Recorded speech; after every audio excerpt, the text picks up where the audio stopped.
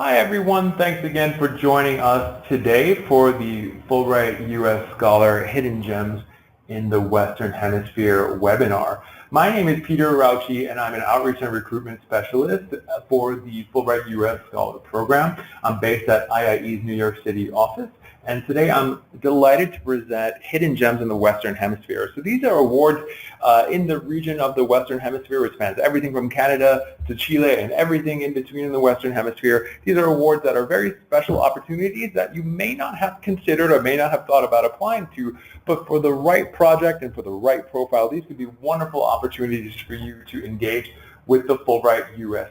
Scholar Program. So let's talk a little bit about the Fulbright program to give us some grounding. The Fulbright program was established in 1946 really to expand and strengthen the relationships between people of the United States and the rest of the world. It was started sort of the brainchild of then Junior Senator J. William Fulbright from Arkansas, who really wanted to increase mutual understanding and connections between the U.S. and the rest of the world. And that's a really, really interesting aspect of the Fulbright program, and it resonates with what makes a strong application today. So really understanding that we want to support excellent teaching and research projects in countries throughout the world, but with this sense that the work that you do is really ambassadorial. So it's that person-to-person diplomacy. It's all about those beneficial mutual understanding outcomes that you get out of the Fulbright program. So that's really the grounding of the Fulbright program, and that's really what helps make a successful application. So keeping that in mind as you're crafting your application is going to be really helpful for you to consider. Now, the Fulbright program is sponsored by the U.S. Department of State, specifically the Educational and Cultural Affairs Division, administered by IIE, the Institute of International Education, our Council for the International Exchange of Scholars. I want to talk a little bit about some context for the Fulbright program. We've had about 380,000 different awards granted since the inception of the program in 1946. We send about 800 U.S. scholars abroad annually, and throughout the umbrella of Fulbright programs, we work with about 160 different participating countries. Specifically to the Fulbright Scholar Program, the U.S. Scholar Program, we work with about 130 different countries. But again, there are other programs under the umbrella of Fulbright that are not just the Fulbright U.S. Scholar Program. As a Fulbrighter, you are in great company. Our alumni include heads of state, Nobel laureates, Pulitzer Prize recipients, MacArthur Fellows, and recipients of the Presidential Medal of Freedom. We have about 470 different awards in our catalog of awards, and each award has its own parameters and profile, but I do want to mention some baseline eligibility that will sort of work across all awards in general. You'll want to dig into the actual awards when you want to see specific considerations for that award, and I'll actually show you how to find that information using our catalog of awards. But in general, eligibility for the U.S. Scholar Program includes U.S. citizenship. So you must be a U.S. citizenship for the Fulbright U.S. Scholar Program. If you're not a U.S. citizen, we actually have the Fulbright Visiting Scholar Program, which brings international scholars to the United States. But for the Fulbright U.S. Scholar Program, which is designed to send Americans to other countries, you do have to be a U.S. citizen. As I mentioned, our awards have different parameters, and some awards will require a doctoral degree or other terminal degree. Many of them do not, though, and they'll be open to folks with master's degrees and professional or academic experience. Again, I will demonstrate our catalog of awards to show you where you can find information specific to each award. Many of our awards are open to professionals and artists outside of academia, so you'll definitely want to look for awards that are open to that if you fall into that category. And then if your award features teaching, there may be some considerations around experience with teaching, numbers of years of teaching, or teaching in a particular discipline. So you'll want to pay attention to those parameters as well. I do want to bring up new policies on the Fulbright Scholar Program. There are no longer any limits to the number of Fulbright Scholar Awards you can receive in your lifetime, but you do have to wait 2 years from the end of one grant to apply for another grant. So Because we have 470 different awards and they all have different parameters and considerations, it's really, really important to sort of understand how you fit into the award. You can only apply to one award per application cycle, so you really want to select the right award for you. When you start your search, you want to look at things like what country are you interested in going to, what discipline are you interested in going to, or a combination of the two. We have really, really robust search functions where you can really cast a huge wide net and then narrow it down. And again, I'll demonstrate our catalog of awards a little bit later in the presentation. But you really want to find the award that resonates with your profile, but also with the project that you hope to undertake. Our general search function here, you can search by region or country or discipline, but we have advanced search functions where you can search by a wide variety of criteria.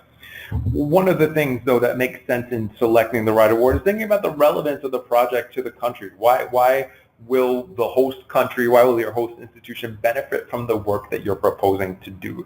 So that's really important.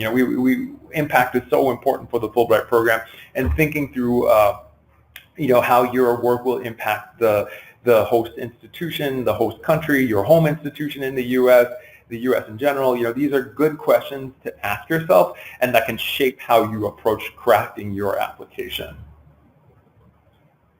So let's dive into the Western Hemisphere. So the Western Hemisphere is a large region ranging from Canada to Chile, about 28 different countries. We have 55 different award offerings in the region with about 195 different grants available. And I want to take a little bit of time to explain the sort of vocabulary items. When we refer to an award, we mean an opportunity, and grants are instances of the opportunity. So each award can have one grant or more than one grant. So we'll see throughout this presentation, some of our awards will have one grant available, but you'll get an award like the Brazil All Disciplines Award, which has 30 grants available, meaning that 30 scholars can be funded under that one opportunity. So that accounts for the wide variety of opportunities throughout the Western Hemisphere. So let's start from the north and work our way down and dig into the hidden gems of the Western Hemisphere. So the first thing I want to talk about are Canada Research Chairs. Starting in the north, we have Canada. So Canada Research Chairs are really, really unique awards for our catalogs. They're themed awards with pre-identified hosts. There are multiple potential hosts for each award, and essentially you're able to rank hosts in your proposal if you're interested in being considered for working with more than one of them. There are a wide variety of research chairs in Canada, but I want to focus on two of them on this slide. The first are research chairs in education, science, and technology.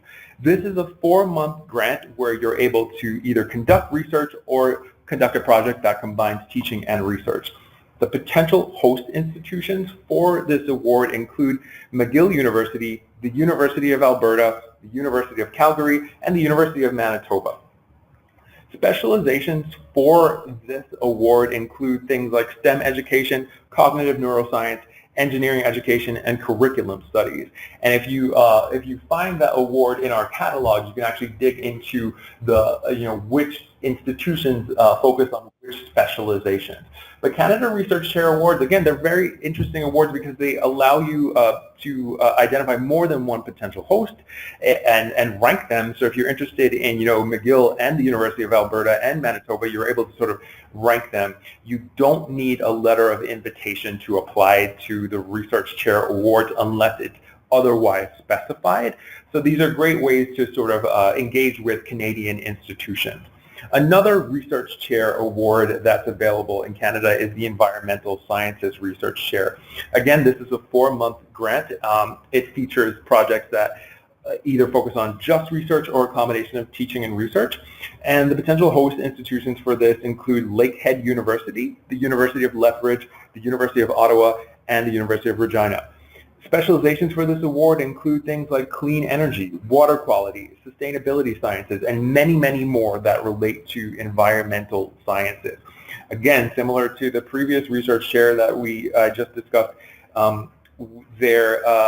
you don't need a letter of invitation, and you're able to sort of rank the potential host institutions in your proposal if you're interested in working with more than one of them. I want to move on to another award in Canada. This is a new award for this year. Carleton University has Distinguished Research Chair Awards available. These are 9-month opportunities, and this is a teaching research award. The host institution is Carleton University, and opportunities include projects that focus on the arts and social sciences, entrepreneurship, environmental science, and public affairs in North America. So this is a wonderful way to engage with Carleton University in Canada in one of these 4 broad topics. We have an Archive Canada webinar that really unpacks all of the opportunities available to Canada. That's included on the link into this PowerPoint, but also you can search for it on our webinar archive. That's a great way to sort of do a deeper dive into what's available in Canada. But for folks that are interested in Canada, again, these Research Chair Awards are great opportunities to interface with Canadian opportunities. They're thematic awards. Generally, they don't require letters of invitation for the application, and you're really working, within a theme, but within a wide variety of specializations within any particular theme.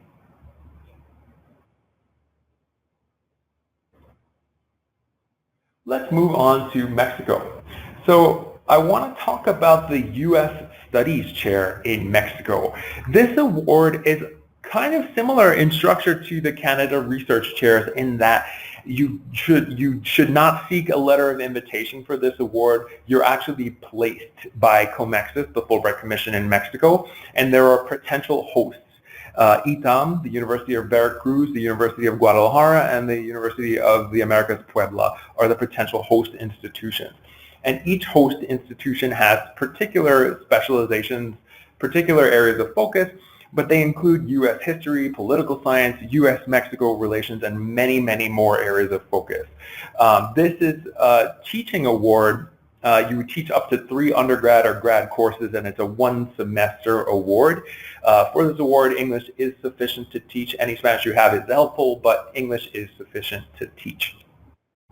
We have an Archive Mexico webinar that delves deeper into the what's available in Mexico, but this is really a very special award in Mexico because, again, no letter of invitation should be sought. You are looking at potential host institutions in Mexico and focusing on the host. You're crafting a proposal, but you're placed by COMEXIS, the Fulbright Commission in Mexico. So this is a great opportunity to share insight on American studies, U.S. studies with an institution in Mexico.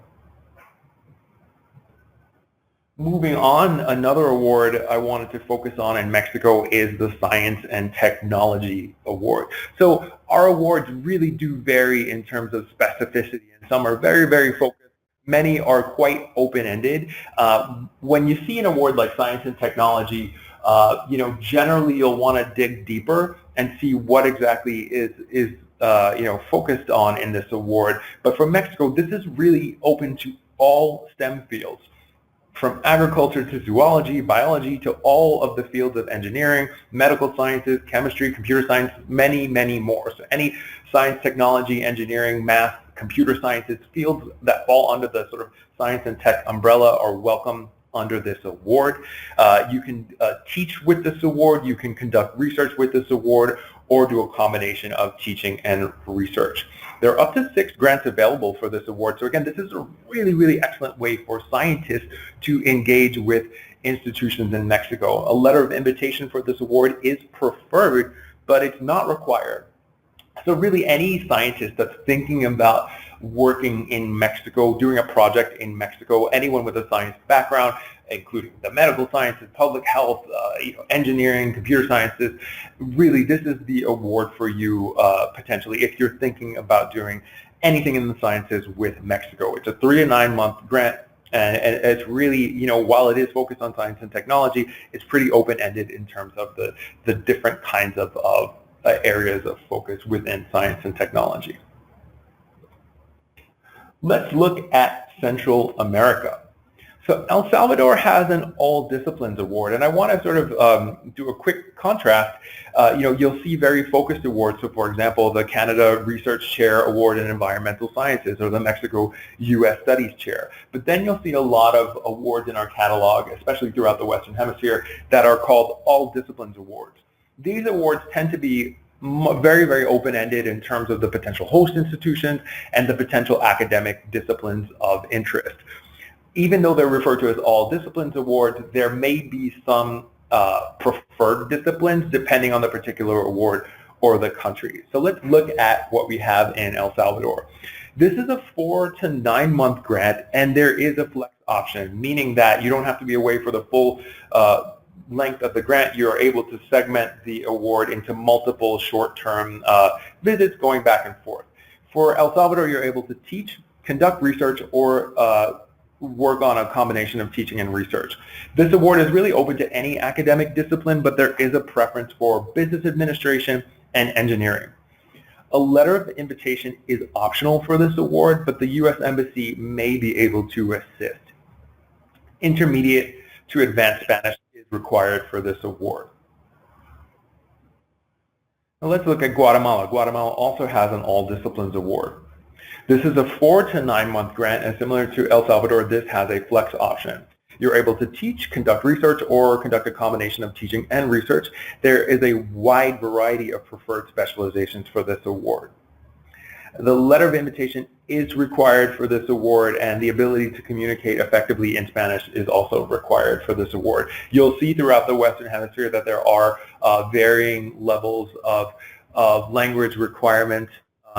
That is written into our award descriptions, but absolutely feel free to reach out to me if you have questions about, what does it mean communicating effectively in Spanish in Guatemala versus intermediate Spanish in El Salvador.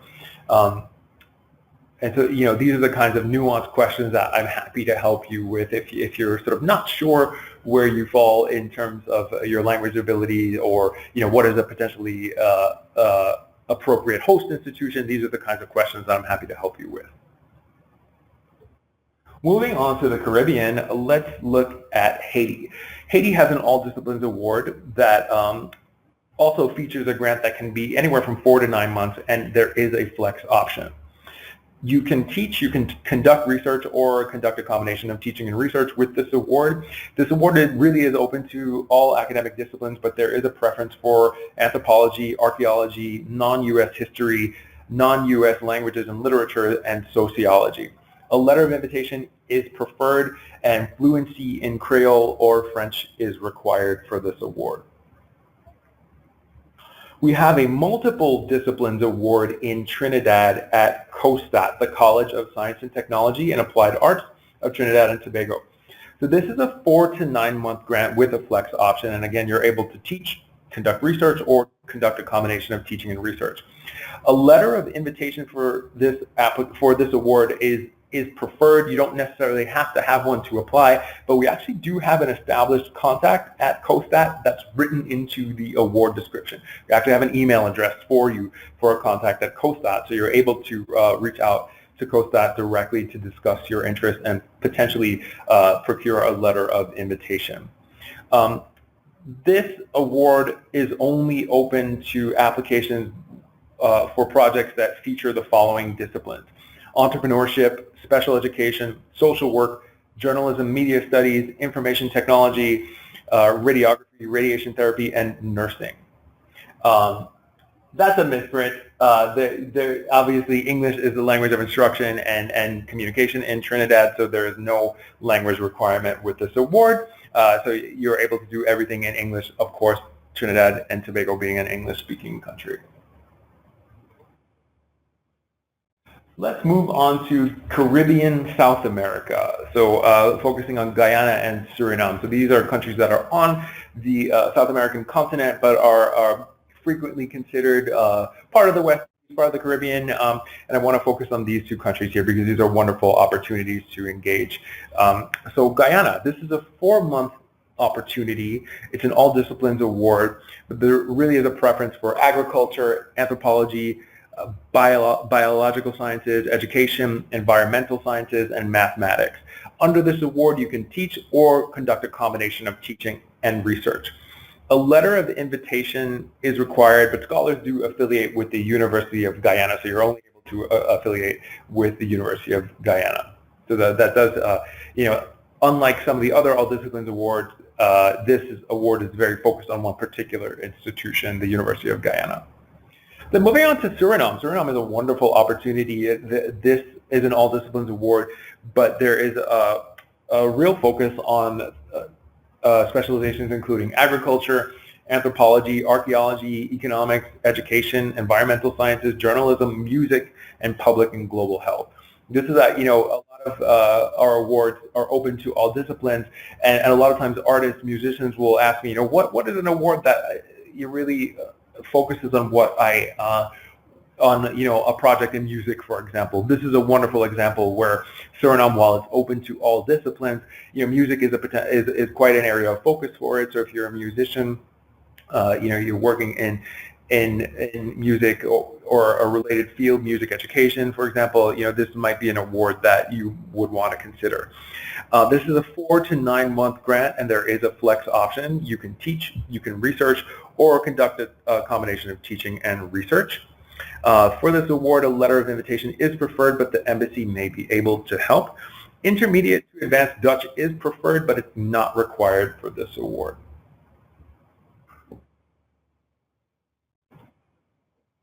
Let's move on to Brazil. So the first award I want to talk about in Brazil, similar to the other countries that I've been talking about, some of the other countries, Brazil has an all disciplines award. But the Brazil All Disciplines Award has 30 grants available. So there's one award, but up to 30 scholars can be funded under this grant. And this award the parameters are sort of wide open for this award. So wonderful opportunity to engage with institutions across Brazil. It's a 4-month grant. There is a flex option available, so you can either be away for the full 4 months all at once or do two-month visits to Brazil, going back and forth between the U.S. and Brazil. This award really is open to any academic discipline. Your project can feature teaching, research, or a combination of teaching and research. There is preference, I should say, for projects outside of Rio and Sao Paulo. The idea being that we want to spread the wealth across Brazil. Brazil is as big as the continental United States, so we don't want 30 scholars clustered in the same city. We want to spread to the extent possible, spread the scholars throughout Brazil, and really, that thinking about the mutual understanding aspect, increasing mutual understanding, showing as much diversity of the U.S., but also seeing as much diversity of Brazil to the U.S. scholars. So again, that's where that preference for projects outside of Rio and Sao Paulo come from.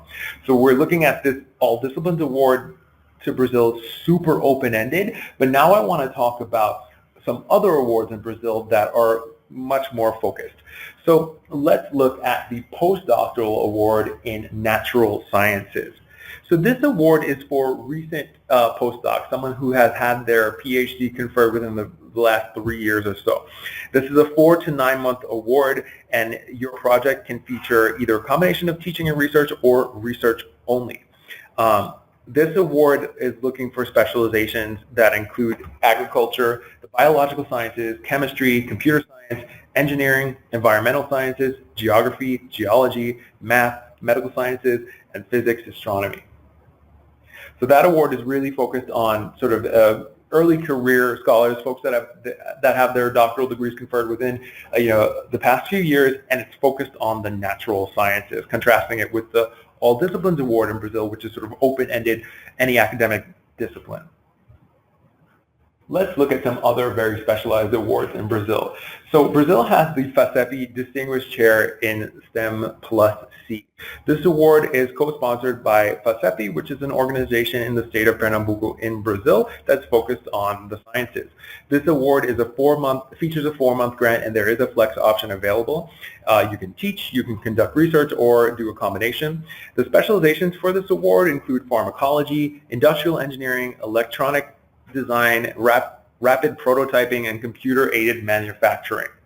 Ideal candidates will be expected to apply no earlier than 10 years after having obtained his or her PhD degree. For this award, a letter of invitation is required from an invitation in the Brazilian state of Pernambuco, but FACEP can actually refer applicants to potential host institutions. We have another award in Brazil that I wanted to focus on, the Distinguished Chair in Public Policy. This award, it's a new award for this year, and you're hosted at the School of Innovation and Public Policy at the Fundação Joaquim Nabuco in Brazil. This is a 4-month grant, and for this grant you can either conduct research or a combination of teaching and research. You should not seek a letter of invitation for this award. For this award, we're looking at specializations that include economics, education, political science, public administration, social work, sociology, and really specializations in areas that establish a dialogue with public education and what's going on. Current challenges with public education are really a preference for this award. For Brazil, we also have an archived webinar for Brazil. So if you want to dive deeper into the offerings in Brazil, this is a great way. If you access that webinar on our webinar archive, that's a great way to sort of get further information about awards to Brazil. So this has been a sort of quick run through of some hidden gems in the Western Hemisphere, awards that you may not have considered before, but that, for the right profile, for the right project, these could be wonderful opportunities to engage with the Fulbright program. What I want to do now, I want to pause just for a second. Actually, no, what I'll do is I'll bring up our catalog of awards. What I wanted to do is just show you our catalog of awards and how you can find relevant information about awards. So this is our catalog of awards, awards.cief.org.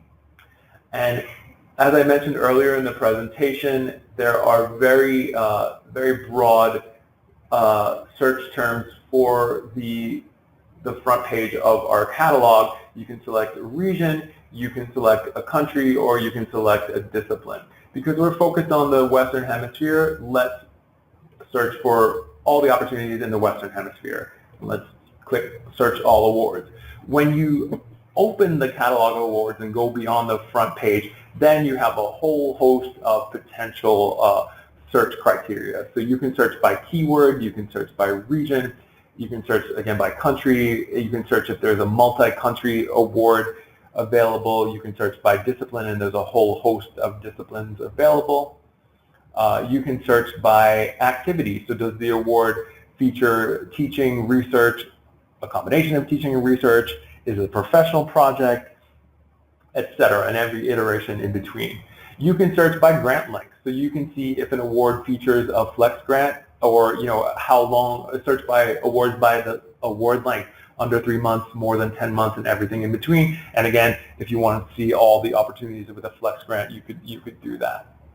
You can search by degree requirement. Does the award require a PhD or other terminal degree or not?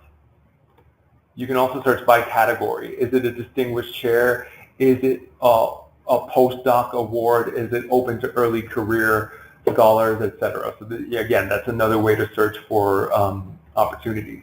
You can also search for a professional profile. Is this an award that's only open to academics, or is it open to qualified professionals outside of academia?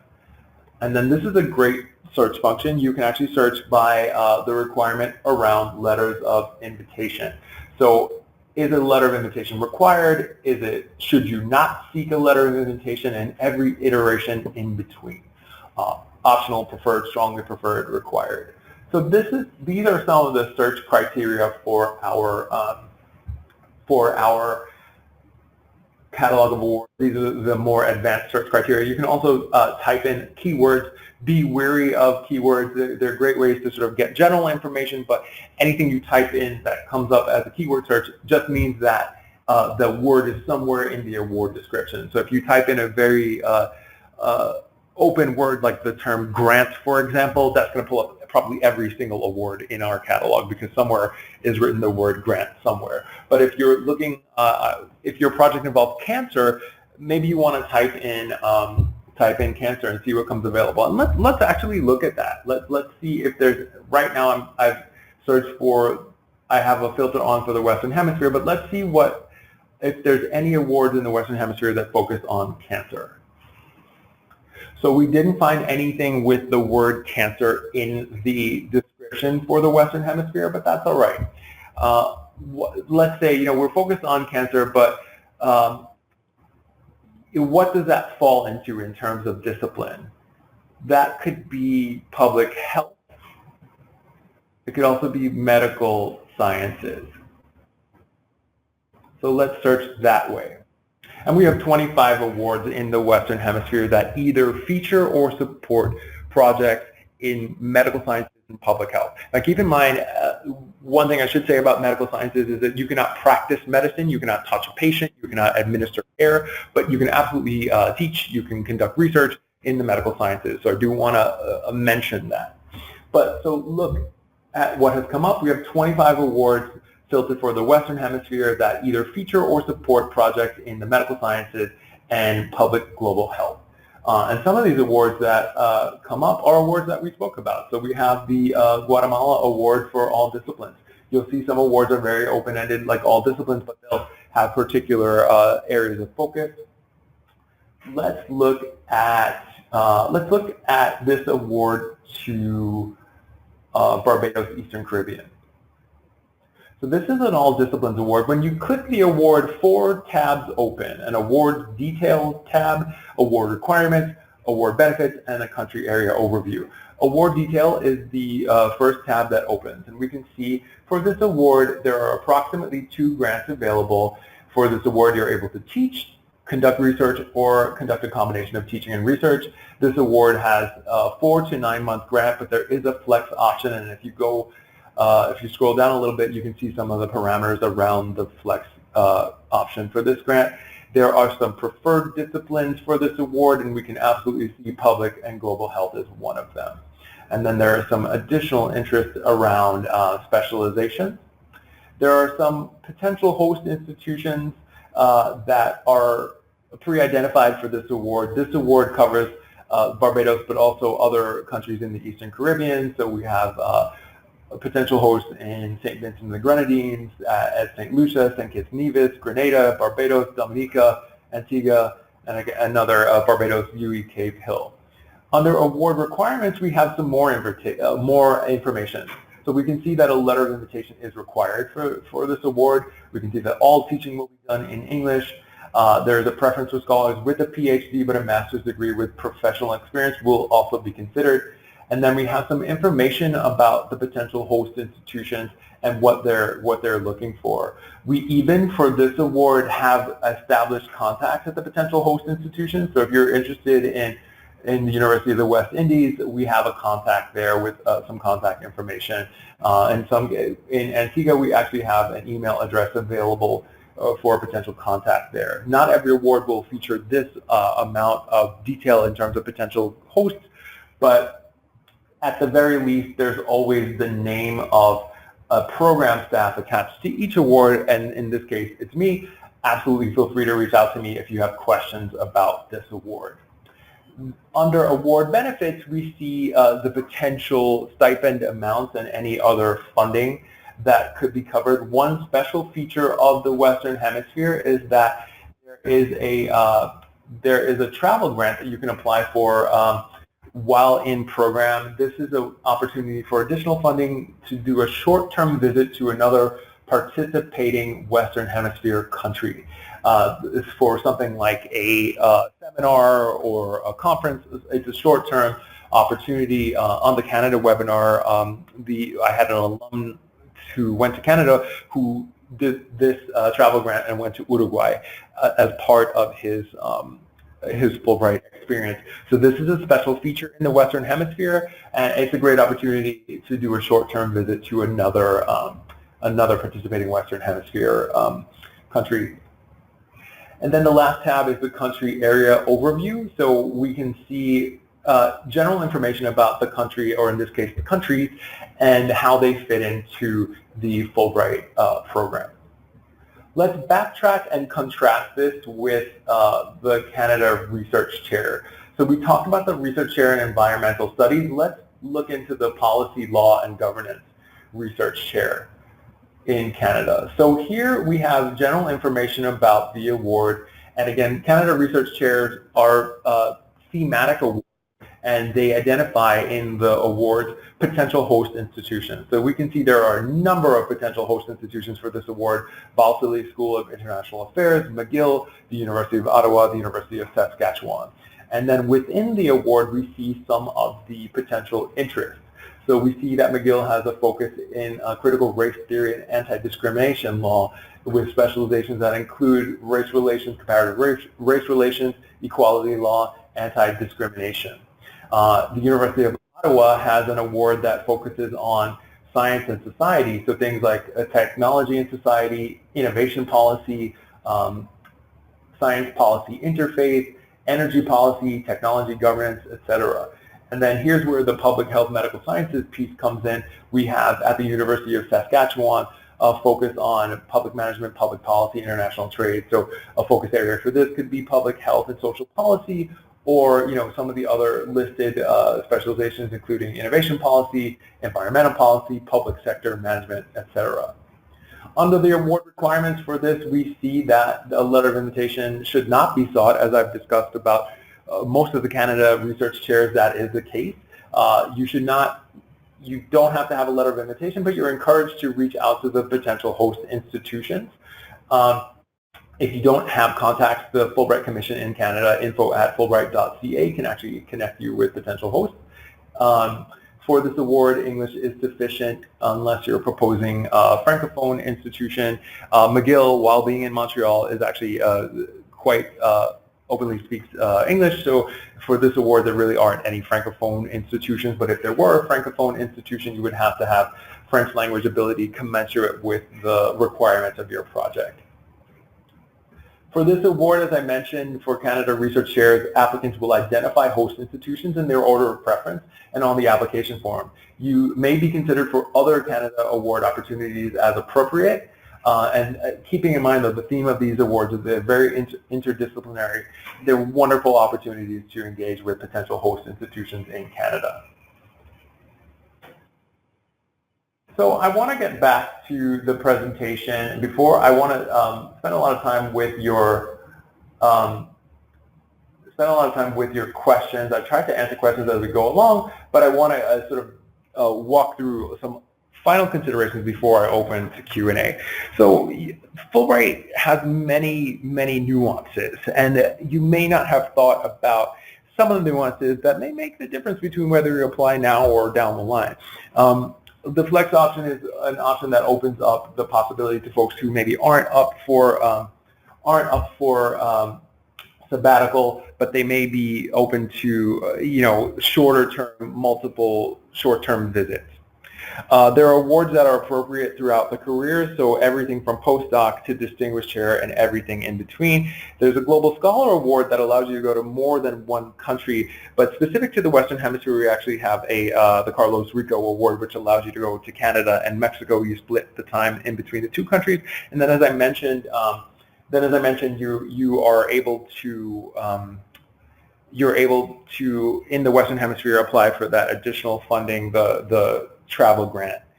A home university affiliation is not required necessarily unless it's listed in the award description. Many of our awards are open to independent scholars and scholars emeritus and professionals outside of academia. So the application component, I won't spend too much time on this, but I do want to mention that for the most part, the application isn't anything you haven't seen before, and our resources break down every aspect of the application. And when I thought we will archive this webinar, and when I when we do that, I'll actually message everyone that's on this webinar, everyone that's registered for this webinar. I'll actually message you with some digital resources that may assist you with your application.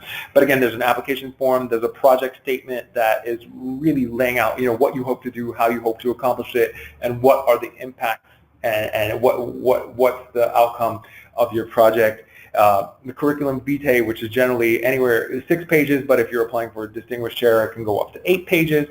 If you're applying for teaching, we'll want 2 to 3 syllabi, up to 10 pages. They can be a combination of classes you have taught or classes that you hope to teach, or whatever really that you feel puts your project in the best light. If you're applying for an award that features research, we'll want a bibliography. You can really think of that as a literature review, where we want to see your vision for what is the most relevant research to the topic. And then if you're applying for teaching and research, we'll want both the syllabi and the bibliography. We'll want 3 letters of reference, referees, and we have guidance around who's an appropriate reference provider. We'll want, depending on the award, some additional components, which could include a letter of invitation. But as we saw, many of our awards, especially the awards that I highlighted today, many of them don't require a letter of invitation, all the way up to, in the case with Canada, those awards where, and Mexico, where you actually should not seek a letter of invitation. So that'll vary, again, depending on the award. In terms of a language proficiency report, some awards do require that. Generally, there's a self-evaluation where you evaluate yourself. If you're a native speaker of that language, that's all you have to do. If you're not a native speaker, you'll have to register an evaluator, generally a language professor or the head of a language department, really anyone that's qualified to teach that language to non-native speakers of that language, to evaluate your language skills, and that's part of your application. And then if you're applying in a field that would generally have a supplemental materials like the arts, architecture, journalism, creative writing, we'd expect that, and you'd upload that into your application. Your project statement, I do want to spend a little bit of time on this because this is sort of the crux of your application. This is really your way to show us your vision of what you hope to do, how you hope to do it, and what the impact is going to be. So you really want to give us insight into those questions. Our review process, the first stage of review is a peer review process where your project is reviewed by a discipline-focused committee, so the discipline of your project, but then also a committee that's focused on the country or the region of your project. So you really have to write these 3 to 5 pages for different audiences. You don't want to go so far as where you would lose a generalist with sort of discipline-specific language, but you also want to have a quality project in your field. I always recommend getting feedback from your own colleagues, both folks in your discipline but also folks outside of your discipline, to really give you some insight as to and feedback in your proposal that actually replicates to some extent our peer review process, and that can be a really invaluable way to get some insight. So we've talked about award requirements, and as we saw, some awards require a letter of invitation, others don't. We also saw that award to Barbados and Eastern Caribbean, where there were potential host institutions identified and contacts at some of these institutions. So you'll find a wide variety of information depending on the award. But in general, letters of invitation, when they're required, they're essentially non-binding expressions of interest from your proposed host. They should generally come from the person who you will be collaborating with, unless otherwise specified. So in Argentina, you'll find the awards in Argentina, they generally will have to come from a high-level administrator, either the head of the department or a provost or someone of that nature, but that's specific to Argentina. So if there are considerations about the letter of invitation specific to that award, they'll be written into the award. For example, Brazil, you don't necessarily have to do a language proficiency report with Brazil, but in the letter of invitation for awards that require letters of invitation, and require a level of Portuguese or not, depending on the award, you'll want to have your potential host write into the letter of invitation that you have sufficient language skills to conduct the activity. So any considerations around letters of invitation will be written into the award description, and if you're sort of confused by any nuances, absolutely 100% reach out to us. This slide, again, really focuses on submitting a competitive application. We've really been talking about that, though, throughout this whole application, throughout this whole presentation. Finding the right fit for you, finding the right fit for your project, but also understanding that goal of mutual understanding, which is so much part of the Fulbright DNA. Really addressing, the diplomatic piece, the person-to-person diplomacy, the ambassadorial aspect of the work that you hope to do, and really giving us a sense of what you expect the outcomes to be. What is the impact? Are you building new connections? Are you strengthening connections that have already existed? What is your vision for that? So again, you've got a lot to do in those 5 pages, but this is definitely something that you want to address. A quick review of our review process. Our deadline is August 1st. Our staff conducts technical reviews for completeness. In some cases, we're actually able to reach out to applicants who are missing documents or we need further clarification during the technical screening. The most important thing is to submit your application by the deadline, and there may be the opportunity for our team to reach out to you if we're not sure about something, or if you're missing a document or something along those lines. That may not be possible, but in the past that actually has been possible. So you do want to make sure that you submit by August 1st. There is a little tech screening period, again, where we may reach out to you if we need further clarification. But after the tech screening, we go into the peer review process, where a discipline-oriented committee and then a regional-focused or country-focused committee will review your applications. We let you know one way or the other if you've made it through peer review, generally in November and January. If you do make it through peer review, then go to the countries, and then the final decision is made by the Fulbright Foreign Scholarship Board. Grantees will be notified of final approvals anywhere between February and May of the year after the application deadline. Again, with 130 plus different countries, there isn't one deadline for each country, so there is a range of when you might find out. I won't belabor this slide because, again, we sort of covered the sense that you're not alone when you're applying. So there are tons and tons of resources available on our website. Our contact information is attached to awards. Absolutely feel free to reach out to us if you have questions.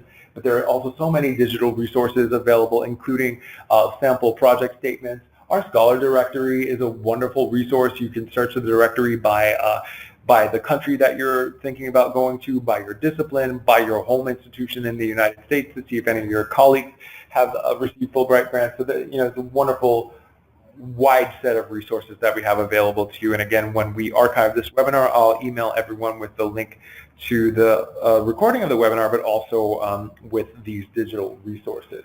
We have a very robust set of webinars that have been archived. Some are focused on particular countries or regions. Some are focused on specific disciplines or other considerations. The Scholar blog is a great way for you to get inspiration. You're seeing what the more qualitative side to what people have done on their Fulbright grants. And then lastly, but not least, my Fulbright CIES2.org is a great way to indicate your interest to us. If you have a focus on a particular country or a particular discipline or a combination therein, you're able to indicate that and then receive segmented messaging from us when there are program updates. So I want to encourage you to stay in touch with us. I'm going to try to answer all the questions that have come through, and we've been trying to answer them as we go along, but I want to encourage you to stay in touch with us. CIES2.org is a great way to, that's my Fulbright, that's what I just described. That's a way to sort of indicate your interests and receive segmented messaging from us. Absolutely contact me at westhem@iie.org if you have questions about awards. Our website is a wonderful resource as well, of course. We have a referral program where you're able to refer your colleagues that you think might be interested in a Fulbright grant. And then, of course, we're across all platforms of social media, Facebook, Twitter, Instagram. So now I want to crack into the questions that have come in, and I want to encourage you to continue to chat in questions. I'm on the Fulbright Specialist roster. Can I apply for the Fulbright Scholar this summer? That's a great question. There is a 2-year waiting period between Scholar Grant and Scholar Grant. That's not impacted by the Specialist program. The Specialist program is a separate program from the Fulbright U.S. Scholar program, so that's not impacted. The 2-year waiting period is between Scholar Grant and Scholar Grant. It doesn't connect to the Specialist roster. Someone asked for the code for the Carleton Chair Award in Canada. Absolutely. That award, the Distinguished Research Chairs at Carleton University is 9423-CA. Okay, I'm just scrolling through questions that we have. Could I apply to more than one Fulbright award in a given cycle? The answer is unfortunately no. You do have to pick one award and really focus on that award. There's a small part of our application where you are able to indicate if you're interested in other countries or other awards, but you really, really shouldn't write an application that can be read one way or the other. You really want to focus on it. Pick an award and really focus on that award.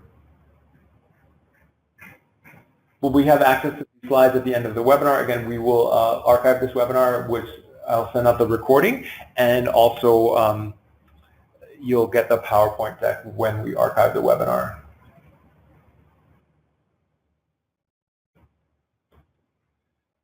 Great question about Brazil. Is Portuguese a requisite for the All Disciplines Award in Brazil? So that is, Brazil is open to folks of all levels of Portuguese as long as your host institution is fine with it. So if you have limited Portuguese and your host institution in Brazil is okay with that, that's okay.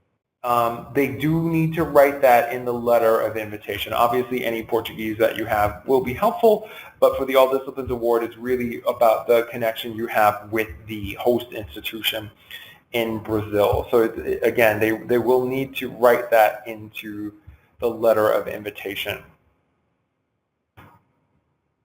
Another question about Brazil, preference for projects outside of Sao Paulo and Rio. Is that the city or the state of Sao Paulo? The preference, I'm actually reading the award description, projects are encouraged in all parts of Brazil, not only in large cities.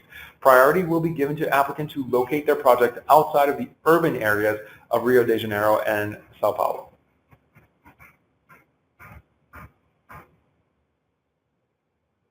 We have more questions about Brazil Portuguese requirements. This is going to vary by award. Some of the more specialized awards in Brazil actually don't require any Portuguese. But again, for the All Disciplines Award in Brazil, it's really about your connection with the host institution and if they're okay with your level of Portuguese.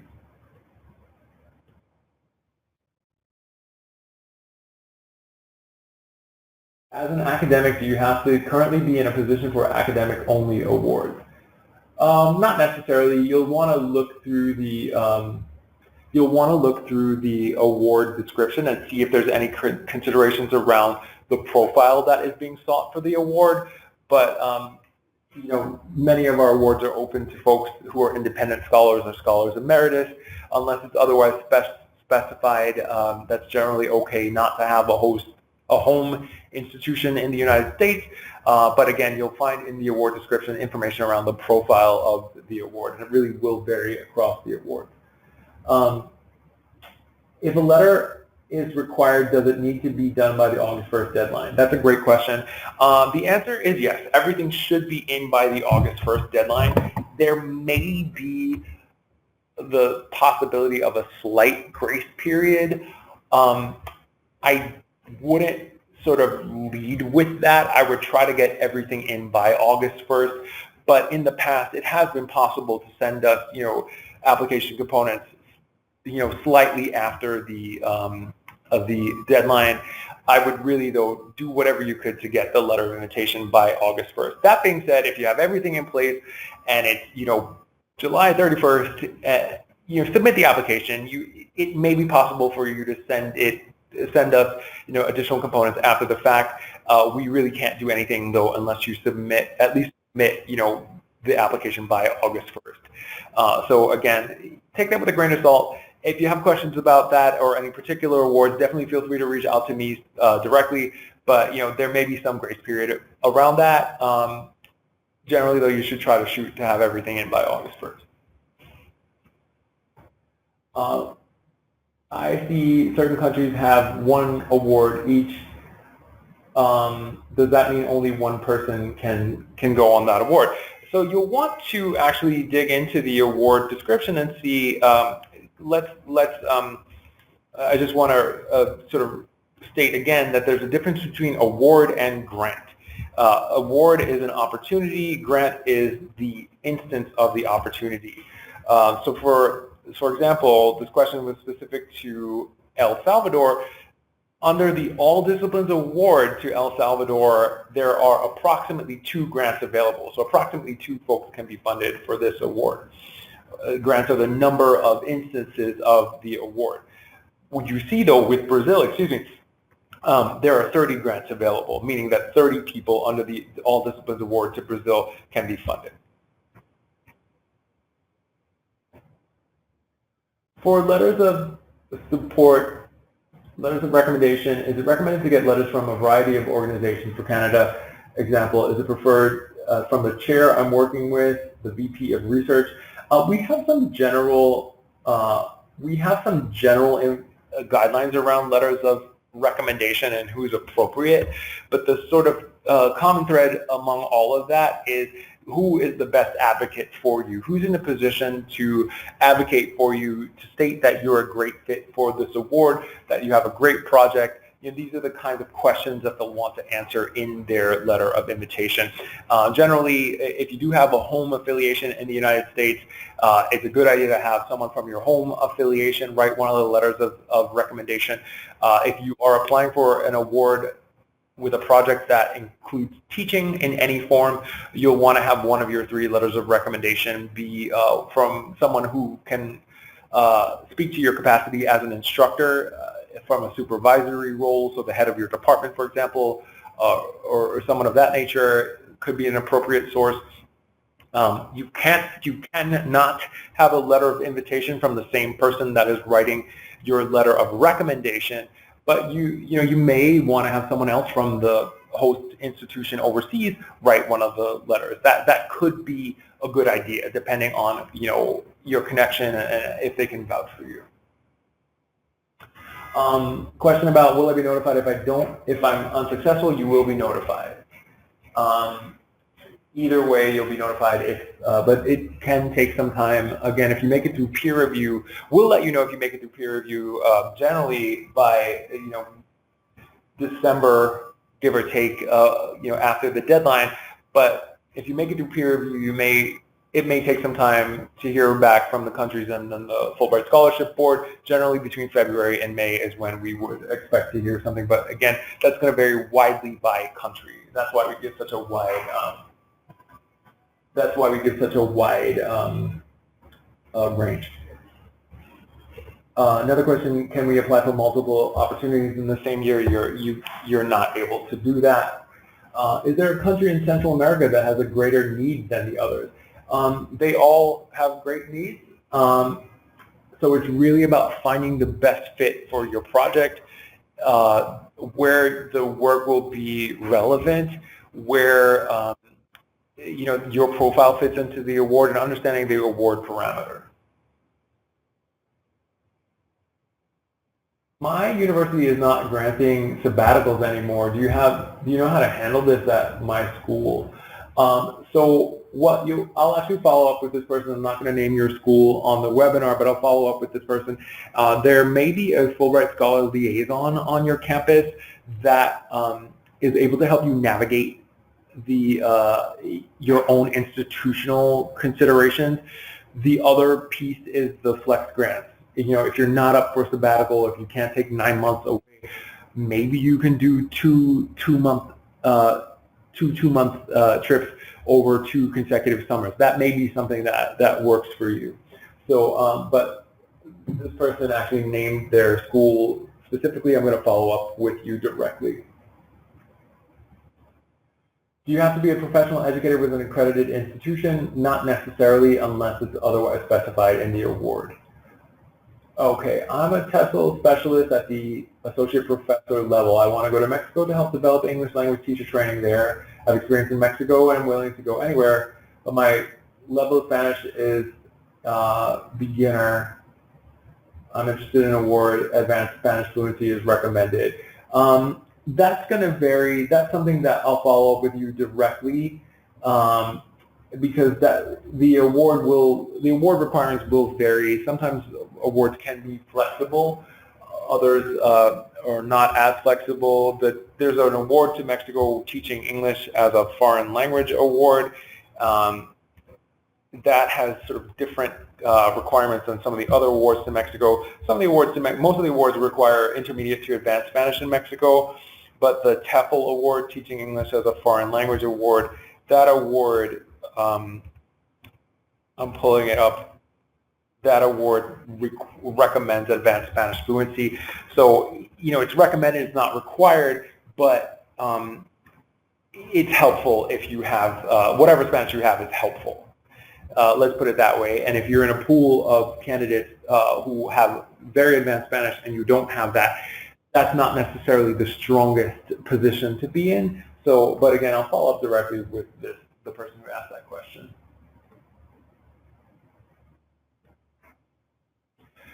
How did you choose the hidden gems countries to focus on? These are you'll see throughout one of the common threads throughout the awards that I focus on. These awards are either very specialized or they're hosted at specific institutions, and these may not be awards that you may have considered.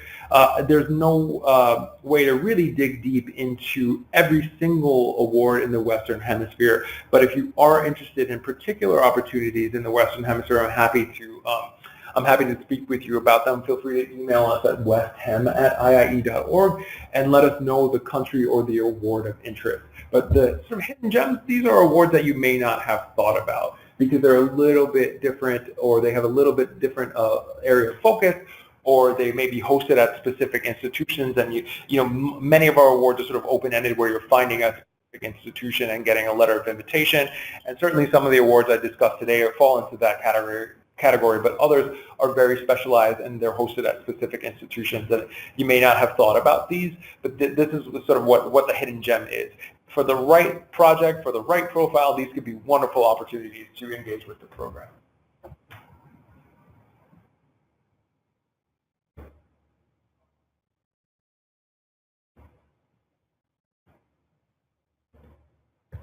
Great question. Are there countries considered touristy that you should not apply to?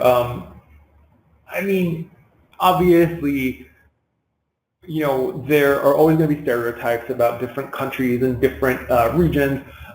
If we have an award to a particular country and you're interested in that award and your project fits into it and your profile fits into it, absolutely consider applying to that award. And maybe, going back to the mutual understanding piece of Fulbright, maybe the work that you do can actually dispel some of the, quote unquote touristy considerations around a particular country or a particular region. So if we have an opportunity available, it's open. But again, the whole DNA, the whole point of Fulbright is building understanding and moving beyond the touristy or the stereotypical insights of countries and how people interact. So that it's a good question, but I pose it back to the person who asked that question. If you're interested in that particular country and you do have a sense that maybe there's a stereotype of it being touristy, can the work that you do work to dispel that and really start a dialogue, at least in your home institution, that maybe there's a lot more than just tourism. So that's a great question, and I think that's a great way to think about, positioning your Fulbright.